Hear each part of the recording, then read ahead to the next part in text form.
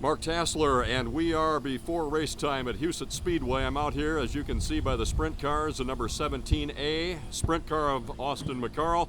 The number 24, we got Terry standing right there. We're going to be chatting with him in just a moment. The McCarl racing team is here, ready to do business on this night, June 23rd at Huset Speedway. Terry, thank you for your time, buddy. I always have time for you, Mark. Hey, let's talk about some things. First of all, your season. We've had some bad luck. Last night, Knoxville, pretty good run. I think you timed third there, if I recall. Finished third in the feature, that we know. After the race, you heard some clunking in the car. What happened?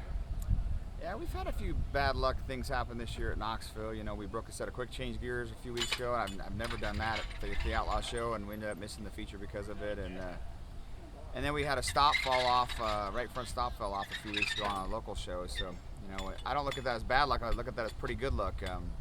You know, what's happened, some tragedies have happened recently with the stop falling off or whatever happened to some of these guys. I felt that night even we were pretty lucky. You know, when you have a right front stop fall off, everybody out there listening, it's like going in the corner and having a right front wheel fall off. It just drops the front end. Exactly. And so although we fell out and it kind of killed us point-wise or whatever, I felt pretty lucky we had a car and I wasn't hurt. So we've had some bad luck, and last night we broke a rear end right there at the end, and I didn't even realize it till after the races. So that's actually good luck. We still finished third and had a good night. We just had a long night working. Austin was out the shop till about 3 in the morning, and it's made it a little tougher on him and me and the crew, but that's part of racing, and we just got her fixed hopefully, and that stuff will stop happening. All right. Last night, Lasowski and Dobmeyer started on the front row at Knoxville, and Lasowski led a great part of the race. I think it was about lap 23 when Dobmeyer got around him. And Terry came across with the 24 car in third, heard a clunking sound after the race. Broken rear end, discovered after the races. Here at Huset Speedway, we've capped a win already. Terry, 7-time defending champion, the winningest driver in the history of this track. You've chalked up one win this year. You and Dobmeyer have been going at it neck and neck here at Huset's. Yep, it's been a pretty exciting year here. I like the new tires they're running, and the race has been really good, I think, but you know, we've never planned on defending our title this year. There's some other races we plan on going to. Carson graduated, and we plan on missing some shows. I actually wasn't planning on coming this weekend until Sioux Falls Ford put up some extra money, which made it pretty exciting for all of us to add a little money to top 3 spots. So hopefully we can get a little bit of that Sioux Falls Ford money.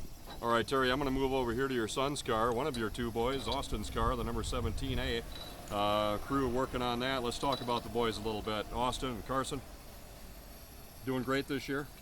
Carson hasn't had an opportunity to run very much. He was out in California for about a month early in the year, and he ran up in Minnesota a few weeks ago, and he's going to run again this next coming weekend up in Wisconsin for some guys up there. And it's just, I can't afford to have one team, let alone 3, so I kind of kicked them out of the nest last fall and told them if they want to race, they're going to have to try to do it on their own. And Austin's been able to put some things together to where he can run Knoxville and Huset, and Carson at this point hasn't been able to do that, so he's got to learn that not only did you be a race car driver, a good one, but you also have to be a good salesman. So they're going to have to learn that part of it about paying the bills. Okay, World of Outlaw race coming up here at Huset Speedway Wednesday night, July 3rd. You know how to race those guys. You beat those guys. How do you feel this year?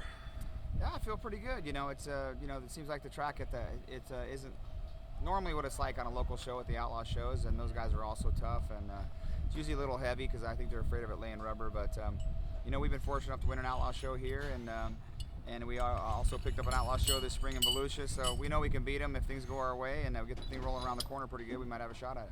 No question. He's beat him here on this track. He's beat him elsewhere. What about racing Tony Stewart, 3-time NASCAR champion?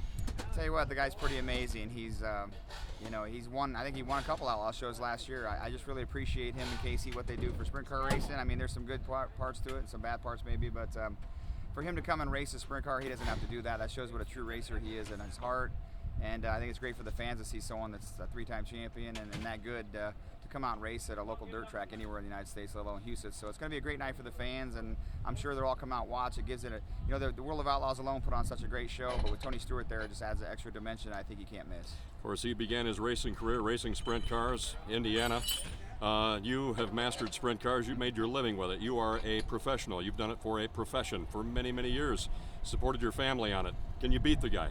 Oh, I can definitely beat him, but I wouldn't be shocked if he beat all of us either. But I don't know about mastering sprint cars, but we've been able to pay the bills so far anyway. But Tony's a heck of a competitor, and it shows you what a great driver he is to be able to jump in these sprint cars, let alone a World of Outlaw race and win him and be competitive, and he is. And that shows you he's an awesome race car driver. And I think it's going to be a great night for everybody. I hope we get great weather like this, and the fans come out and see it, because it's going to be an awesome show. All right, talking with Terry McCarl, one of the greatest sprint car racers of all time during my era as an announcer. I was there in the heart of all the records he set, winning the most races at the track, most races inside of a year, quickest qualifying time, and the list goes on and on and on. So it's going to be perhaps generations before somebody surpasses Terry McCarl as far as the record books here at Houston Speedway. He's getting set to go on this race night. Terry, thank you for your time, buddy. Thanks, Mark. All right, talking with Terry McCarl, Mark Tassler.